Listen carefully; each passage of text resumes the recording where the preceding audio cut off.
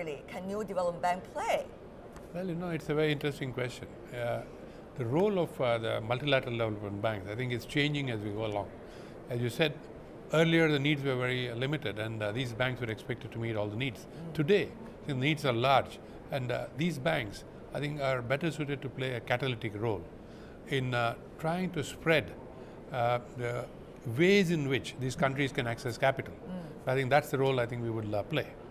Many would have the question for you as to what exact projects have you done, and what, in fact, how can people assess your achievements? Clearly, the focus was on renewable and green energy. Yeah.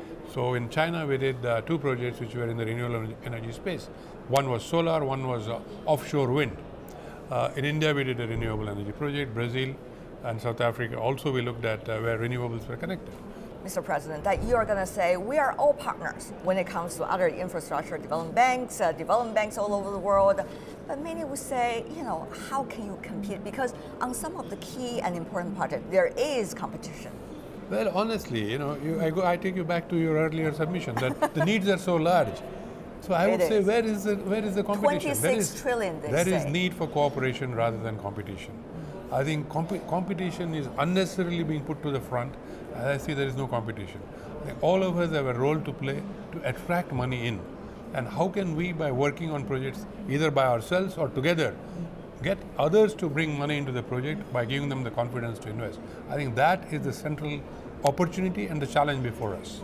But there is something that is very new and unique to the New Development Bank, because you issued the green bond in the local currency dominated in RMB last year. What does that tell you so far? I will take myself back to what I said earlier, standing on our own feet. So even when we started, in my very first meeting with the leadership in China, I said we would like to use local currency. And we pushed that agenda by seeking permission to issue a local currency bond, and that to a green bond. And they were very supportive. I can share with you now that everybody now talks local currency. A year and a half back when we started, or 2 years back, nobody was willing to believe it was possible. I think it is possible, it's a scalable model. And honestly, China showed the way. Now, it's not ending there. There's also scope now to work on local currencies between the central banks of our countries. And again, the governor of the PBOC is now a very strong supporter of the move for local currency, for not only investment but also for trade. So just recently I heard him speak, and we were on a panel, and he said this is where we need to go ahead in terms of local currency for trade and other purposes. So suddenly the narrative on local currency has gone very high. I think all because of the initiative that was supported by China in allowing us to access the market. So new things are happening, and I think we want to ride that curve as we go along. When it comes to the New Development Bank, some say, well, it is here to rival the original already existing system, for example, the World Bank and IMF. That is the function of you, and therefore you're threatening them. But others say, well, you are not threatening enough. You should be able to shake up the system. And now you're only replicate what already existed. What would you say to these very different views? I think let's take a simple thing. You always see things very simple, isn't it? Yeah, for example, the existing system so far has basically lent in hard currency. So the very thought that you will do local currency, I think now the system is talking about local currency. Yeah. I can assure you that in 3 years from now, local currency is going to be as accepted as the hard currency in the financing pattern globally. And I think shake-ups need not be very large eruptions. Sometimes small ripples then build into, I would say, into a very effective medium of change.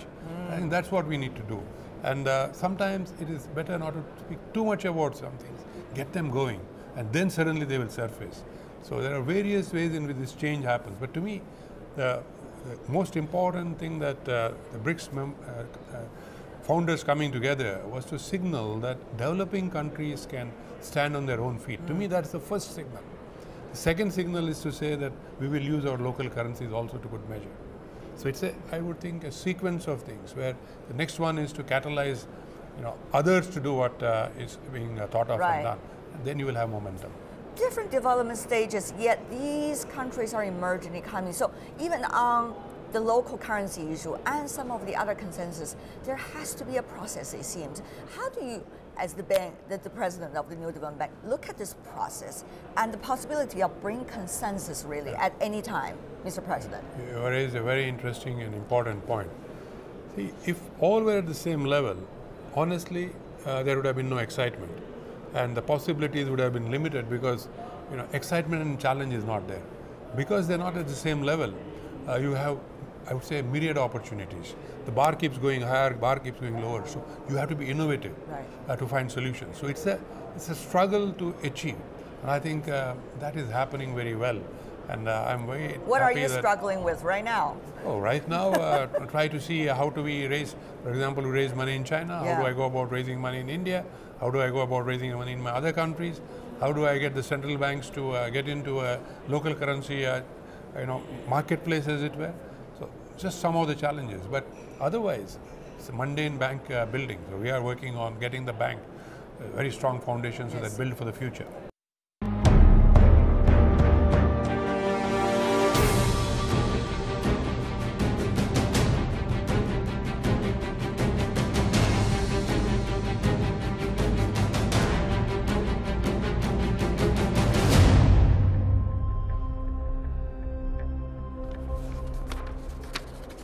That is KB Kamath, the president of the New Development Bank, talking to us on the very first day of the St. Petersburg International Economic Forum. And you're watching our special program, A World Inside with Tian Wei, here broadcasting to you live from the city of St. Petersburg. The world is changing fast. That, you say, might be a cliche, but it's really not if you ask the two gentlemen who are sitting with me here, right here in the studio. They are representing, I guess, the rising stars of the financial sector, and they would help us to understand innovation, the economies of the emerging countries, particularly China and Russia. My great pleasure, Campbell Bethwaite, managing partner at Finteca Holdings. Welcome to our program. Thank you very much, Tian. Всем добрый вечер. Well, good that's evening Russian. From St. Petersburg. Great to have you, sir. And also Xu Sitao, Chief Economist and Partner of Deloitte China. Welcome as well, Sitao. Pleasure to be here. All right, let's start the conversation. 2% or about GDP growth rate. That's probably Russia is embracing right now. Much better than it used to be. Campbell, you're here for a long time. So, but many say, is it going to be sustainable given there's still sanctions and also the fact relying too much gas and oil still? The reliance of the Russian economy on oil and gas and natural resources has been an issue for a very long time. The government is actively taking steps to reduce that reliance, but many people would say they're not moving fast enough or far enough in that progress. The sanctions that have been on the country, or the retaliatory sanctions by Russia on food products from the rest of the world, have had some effect on the Russian economy, but there's also been some great advantages. And in my position, where we invest in a lot of startups to help small businesses in Russia, I very much believe that as Russia does decouple from its reliance on the government and natural resources, the opening for small businesses will be very important. Interesting. Is that an opportunity, rather? I think Russian economy is on the mend. Recovery is taking place, and you may argue it's still slow. But the reality is the exchange rate now is being viewed as undervalued. Interest rate coming down, and inflation under control. So, I mean, it's definitely the economy is recovering, but of course at a slow pace. But what does all of this mean? Could it mean more opportunities for small and medium-sized enterprises, which is your expertise, I guess, Campbell, because it is only contributing about 20% to the GDP. While you look at China, some argue 60%. Employ half of those who are in the workforce. So there is quite a big difference. Is that what Russia is trying to do right now? Yes, I think the Russian administration is doing its best to bring not only the reliance on natural resources and state enterprises down, but also to foster the opportunity for small businesses. And that's not only growing the percentage of the economy that's driven by small business, but that's also bringing a lot of these small businesses that historically may have been what we call black or cash businesses, and bringing them into the visible economy. Very interesting. Tell me one or two examples. That sounds very much similar to China, it seems, some 10 years ago. Campbell. And I think some of these steps have been perhaps modeled on China's steps to bring its own economy into the light. But historically, many small businesses, Russian laws are very complicated. They change and evolve very quickly. Regulations can be very difficult to follow for small businesses. That's one of the areas that our businesses try to help small businesses make them more efficient and productive. But historically, it was much easier for small businesses to make their payments in cash, receive their payments in cash, pay their employees, and that's both getting more challenging and less appealing with higher penalties and better tools to bring them into the light. And China, of course, is already, I guess, some step forward compared to what Russia is today. If you look at Alibaba, if you look at all these financial apps and all the innovation. Yeah. I think in that area, China is ahead than many countries, including developed countries, because no country has such a large millennial population, over 200 million. And secondly, younger Chinese are just more tech savvy and more willing to embrace new technology and also risk-taking culture in China. China is way ahead than many countries. You know, we talk a lot about business, but none of these businesses is of no business to the geopolitics that we are seeing today. The world is changing fast. Both of you understand what I'm talking about. We see so many things going on right now. While the St. Petersburg Economic Conference is going on, Chinese Premier is visiting Europe, talking to the EU leaders, talking to German Chancellor. While at the same time, earlier interactions between Russia and the EU countries, Russia and France and United States, Russia in different ways. So we don't know where the future direction of politics will be. What would that mean for Russia, for example, when its economy is just rebounding?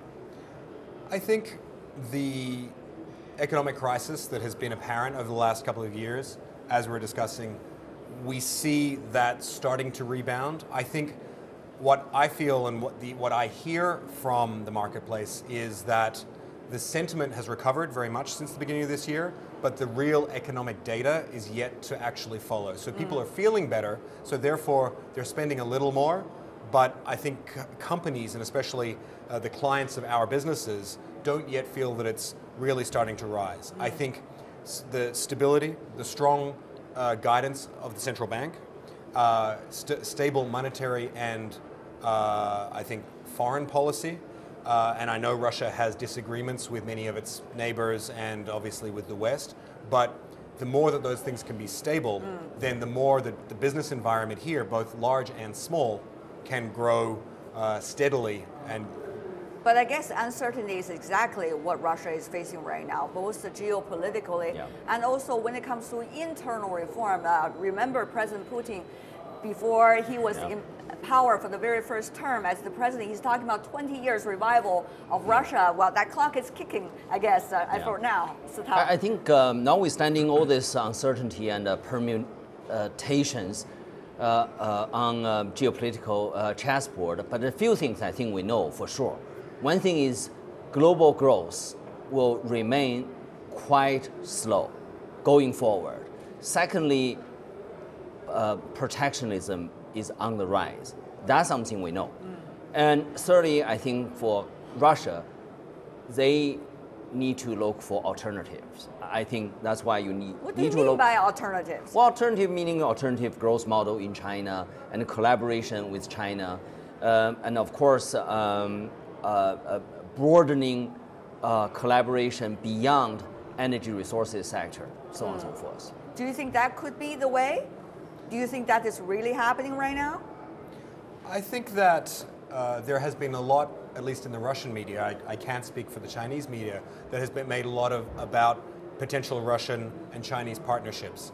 I think locally many of the views are that it's currently almost a marriage of convenience. Russia is a resource-rich country, China needs a lot of resources.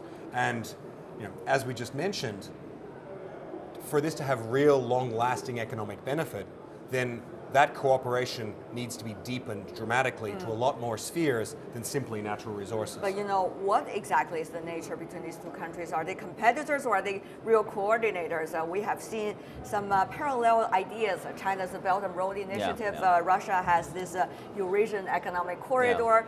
China thinking about reaching out to the West and also incorporating other elements. Russia seems to have very similar ideas. You know, think about the St. Petersburg Economic Forum. So, Sitao, what are the natures now of these two countries? Well, I mean, you can have, you can compete, you can cooperate. You don't have to have this black and white relationship. The fact matter is right now we have some institutional arrangement, whether it's through financial institutions or through Shanghai Cooperative. So I would say relation becoming more entrenched. Secondly, I would say China is also changing her views. So for example, Belt and Road. It's no longer just this a static 63 country. It's really about a greater commitment for opening up economy and trade, liberalization, integration, so on and so forth. So I think Russia is taking a more relaxed view towards the Belt and Road. Does Russia feel being left behind? Because China pretty much is in the front line right now. Well, I think China obviously has huge economic and has a lot of, should we say, population growth and inherent growth to put its muscle behind many of these initiatives. I think as relates to the One Belt, One Road initiative, there are certainly benefits that can bring to Russia, but obviously Russia also has concerns. How does that relate into countries that Russia feels perhaps are in their backyard or in their neighborhood? And there will be, of course, ways to cooperate, and there are the potential for conflict, but that requires, should we say, a maturing of relations to make the optimum. Maturing of relations, final point, very briefly, Rush. Sitao, what about that? Yeah, I mean, I think both sides need to understand, you know, not just money cannot buy everything. Yeah.